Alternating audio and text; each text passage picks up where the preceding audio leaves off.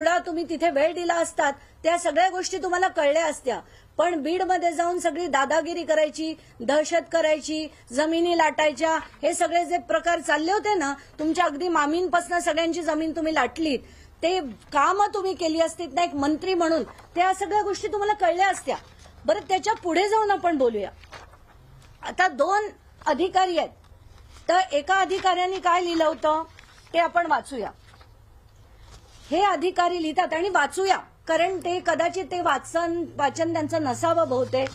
तर म्हणून मी सांगते, हे आयुक्त कृषी जे खरं ह्या टेंडर प्रोसेसचे अध्यक्ष म्हणजे नियंत्रण अधिकारी बनवल्याचा GR देखील आहे, आणि तो पण 12 मार्चलाच काढला गेला होता की हे कृषी आयुक्त हे याचे नियंत्रण अधिकारी असतील. आणि ते नियंत्रण अधिकारी काय म्हणतात ते आपण वाचूया. महाराष्ट्र शासनाने थेट लाभ हस्तांतरण धोरण स्वीकारल्यापासून शासकीय योजनेमार्फत द्यायच्या निविष्ठा आणि शेतकऱ्यांना थेट खरेदी करण्याची मुभा देण्यात आली असून संबंधित म्हणजे 19/4/2017चा शासन निर्णय त्याची अंमलबजावणी करण्यात येत आहे. मागे शासन पुरस्कृत संस्था जसं मी म्हटलं MAIDC किंवा महाबीज जे बनवते ते वगळून बाकी सगळं थेट DBTने देण्यात यावे असे या पूरक पत्र 12/9/2017 रोजी निर्गमित करण्यात आले आहे. आता पुढे ते काय म्हणतात, कापूस व सोयाबीन पिकाच्या उत्पादकता वाढीमध्ये आवश्यक असणाऱ्या या निविष्ठा देखील महाराष्ट्र कृषी उद्योग विकास महामंडळ तसेच शासकीय संस्थेमार्फत राबवण्यासंदर्भात शासन मान्यता देण्यात आली आहे 12 मार्चला. त्याच्याकडे पण मी पुढे येतेच आहे. मात्र सदरच्या निविष्ठा या शासन निर्णायक पूरक पत्र 12 सप्टेंबर 2017च्या निर्णयाच्या अटी व शर्तीमध्ये बसत नाही असं कोण म्हणतंय? अधिकारी ज्यांच्याकडे ते टेंडर प्रोसेसचे अध्यक्ष आहेत ते आयुक्त कृषी म्हणतात की हे याच्यात बसत नाही. आता पुढे काय म्हणतात ते, मात्र याबाबत सदरचा कार्यक्रम महाराष्ट्र कृषी उद्योग विकास महामंडळातर्फे राबवण्याबाबत माननीय मंत्री कृषी यांच्या कार्यालयामार्फत झालेल्या सूचनांसंदर्भात वरील वस्तुस्थिती निदर्शनास आणून दिली आहे. तरी असता सदर दिनांक 12 मार्चच्या शासन निर्णयामध्ये सुधारणा करण्याबाबत तात्काळ प्रस्ताव सादर करावा असे निर्देश देण्यात आले. पुढे काय म्हणतात बघू. हेच आयुक्त जे ह्याच टेंडरचे अध्यक्ष आहेत ते काय म्हणतात बघू.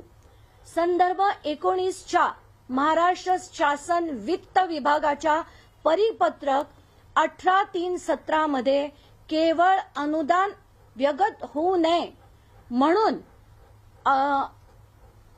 अर्हण व काहीतरी अधिकाऱ्यांना कोषाग्राम, म्हणजे याचा अर्थ काय त्यांनी दिलाय की जर आपला अनुदान फक्त फुकट जाणार असेल म्हणून ते वापरून टाकायचं असं करण्यात येऊ नये असा सरळ त्याच्या GR सकट त्यांनी माहिती देखील दिलेली होती.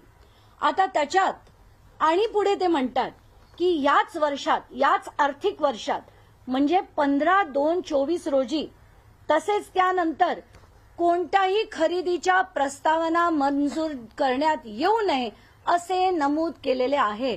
म्हणजे 15 फेब्रुवारी नंतर कुठलीही गोष्ट विकत घेण्यात येऊ नये असे प्रस्ताव आणू नये असा 15 तारखेनंतरचा वित्त विभागाचा एक GR आहे. आता आपण त्या वित्त विभागाच्या GR कडे येऊया. हा तो वित्त विभागाचा GR आहे 15 फेब्रुवारीचा. आता त्याच्यात काय म्हटलंय बघूया. त्याच्यातल्या पहिल्या पॅराग्राफमध्ये म्हटलंय, सर्व प्रशासकीय विभागांना व त्यांच्या अधिपत्याखालील कार्यालयांना सन 2023-24 या आर्थिक वर्षात दिनांक 15 फेब्रुवारी 2024 तसेच त्यानंतर कोणत्याही खरेदीच्या प्रस्तावना मंजुरी देण्यात येऊ नये. आता त्याचा पॉइंट नंबर 4 सरळ म्हणतो की दिनांक 15 फेब्रुवारी 2024 नंतर कोणत्याही खरेदीच्या प्रस्तावनांना प्रशासकीय मान्यता देण्यात येणार नाही, अथवा प्रशासकीय मान्यता प्राप्त असेल तरीही निविदा प्रसिद्ध करता येणार नाही. वित्त विभाग म्हणतोय, अजित पवारच त्याचे मिनिस्टर आहेत, फायनान्स मिनिस्टर. ते लिहित आहेत, परत एकदा वाचते, निविदा प्रसिद्ध करता येणार नाहीत. मात्र 15 फेब्रुवारी 2024 पूर्वी निविदा प्रसिद्ध झाल्यास त्या प्रकरणाची खरेदी पुढील सर्व प्रक्रिया पूर्ण करता येतील. आता 15 फेब्रुवारी पर्यंत कुठलीही निविदा पूर्ण झालेली नव्हती. त्याचा